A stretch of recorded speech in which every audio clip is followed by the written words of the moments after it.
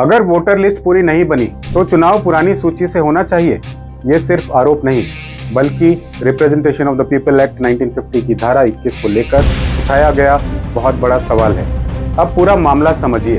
कुछ लोगों का कहना है कि धारा 21 के तहत चुनाव आयोग को अधिकार है कि वो वोटर लिस्ट का रिवीजन करे, करेक्शन करे, प्यूरिफिकेशन करे। लेकिन उसी कानून में ये भी कहा गया है कि अगर समय रहते रिवीजन पूरा नहीं होता तो पुरानी मतदाता सूची के आधार पर चुनाव करवाया जाएगा। यानी सिद्धांत साफ है, पहले चुनाव रुकने नहीं चाहिए। अब सवाल यहाँ से शुरू होता है। दावा किया जा रहा है कि लाखों वोटर्स की स्थिति अभी तक क्लियर नहीं थी। करीब 27 लाख से ज्यादा लोगों पर फैसला बाकी बताया गया था।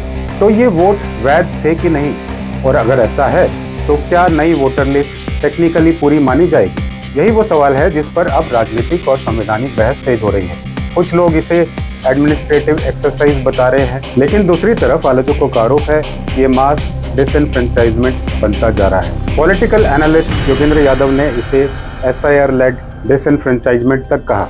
मतलब जिस प्रक्रिया का काम वोटर लिस्ट को साफ करना था, कहीं वही प्रक्रिया वोटर्स को ही गायब तो नहीं कर रही। अब यहाँ सबसे जरूरी बात, भारत में right to vote fundamental right नहीं है, लेकिन ये कॉन्स्टिट्यूशनल राइट जरूर है। और सुप्रीम कोर्ट कई फैसलों में कह चुका है कि फ्री एंड फेयर इलेक्शन लोकतंत्र की बुनियाद है। तो सवाल सिर्फ कानून का नहीं है, सवाल है अगर लाखों लोगों का वोट अगर में लटक जाए तो लोकतंत्र कितना सुरक्षित है। और सबसे बड़ा सवाल, अगर रिवीजन अधूरा है तो क्या चुनाव पुरानी वोटर लिस्ट से होना चाहिए, या फिर सिस्टम कहेगा अगली बार देख लेंगे, जैसा आपने सुप्रीम कोर्ट की तरफ से आवाज सुनी।